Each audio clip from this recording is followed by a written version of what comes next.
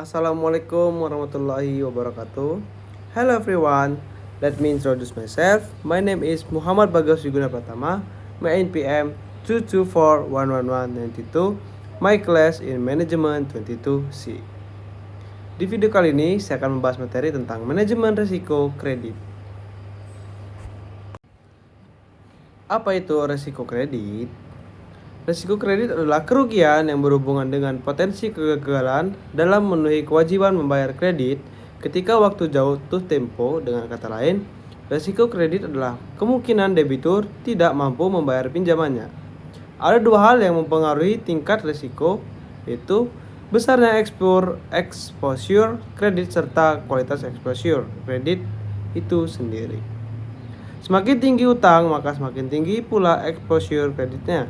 Sementara itu, kualitas exposure dalam risiko kredit adalah kemungkinan gagal bayar serta diukur dari kualitas cicilan yang dilakukan debitur. Jika nilai jaminan kredit debitur semakin rendah, maka kualitas exposure kreditnya pun semakin rendah. Artinya, risiko kredit yang ditanggung akan semakin tinggi.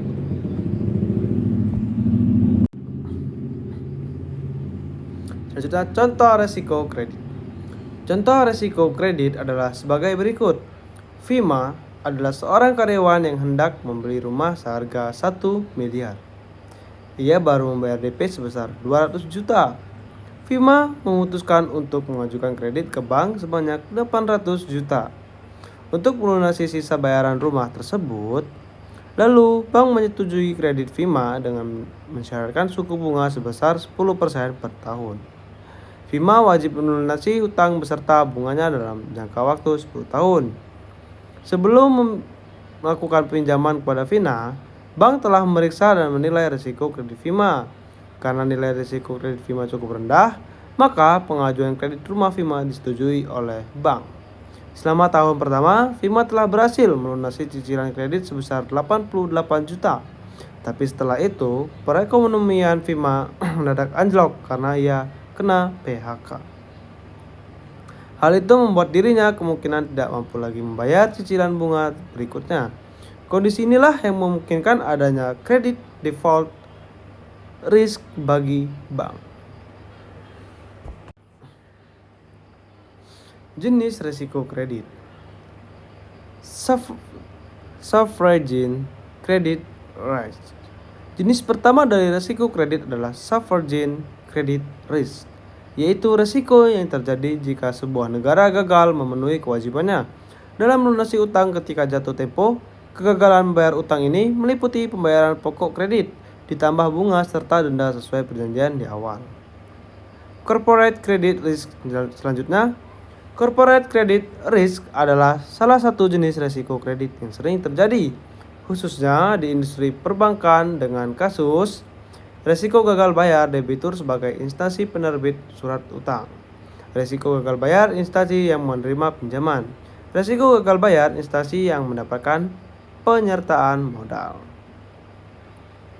Umumnya kredit seperti ini dapat dipakai untuk pembelian konsumtif sehingga sumber pembayaran utang tersebut tidak berasal dari barang yang dibeli. Selanjutnya ada metode pengelolaan risiko kredit. Suatu bank dalam mengelola risiko kredit adalah memanfaatkan sejumlah metode dan peraturan atau disebut mitigasi risiko kredit. Hal itu dilakukan guna untuk menghindari, mencegah kemungkinan terjadinya kerugian kredit. Berikut adalah 6 metode digunakan, antara lain. Yang pertama ada model pemeringkatan. Cara pertama dari metode pengelolaan risiko kredit adalah menciptakan model pemeringkatan kredit yang berguna untuk menentukan kemungkinan terjadinya tidak mampu bayar atau default. Langkah ini memungkinkan bahwa portofolio kredit bank tidak berfokus pada kredit yang kualitasnya buruk, sehingga bank dapat memastikan jika terdapat kemungkinan gagal bayar yang tinggi. Yang kedua ada manajemen portofolio kredit. Baik bank maupun individu dalam menilai portofolio kreditnya dapat meyakini bahwa kredit yang dipinjam tidak akan selalu konsen terhadap satu industri atau wilayah tertentu saja. Hal tersebut juga memungkinkan bank melakukan diversifikasi di portofolio kreditnya. Hasilnya risiko gagal bayar pun bisa diminimalisir. Selanjutnya yang ketiga ada sekuritasi. Sekuritasi adalah pengelolaan risiko kredit adalah salah satu cara dalam memperkecil peluang exposure yang tinggi pada jenis kredit tertentu. Selain itu, jika berdasarkan skenario bank, sekuritas dapat memperlihatkan tingkat atau konsentrasi risiko yang tertinggi. Yang keempat ada peran agunan. Agunan dapat diartikan sebagai aset yang dijadikan jaminan debitur untuk bisa mendapatkan pinjaman dan sewaktu-waktu dapat diambil alih jika terjadi gagal bayar.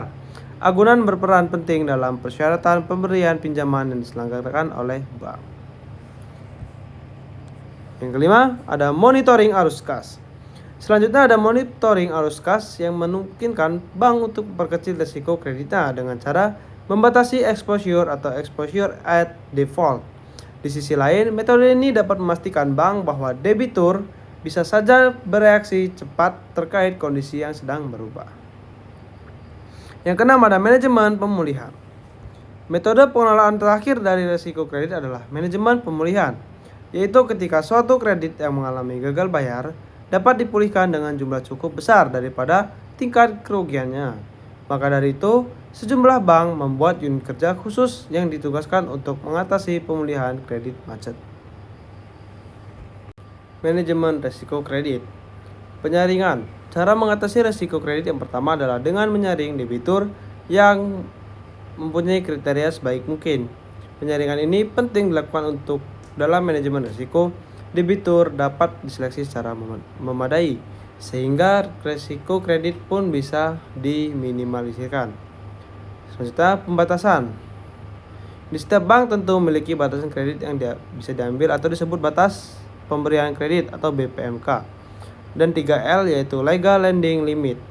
Pembatasan tersebut berguna untuk membatasi pemberian kredit secara berlebihan. Selanjutnya, diversifikasi. Sebagai langkah meminimalisir risiko, penting juga dilakukan diversifikasi atau penyebaran kredit. Diversifikasi pemberian kredit ini bisa diberikan berdasarkan jenis industri, perusahaan, skala perusahaan, ataupun bidang usaha. Berikut video yang dapat saya sampaikan dalam materi kita kali ini. Kurang dan lebihnya saya minta maaf. Saya akhiri. Wassalamualaikum warahmatullahi wabarakatuh.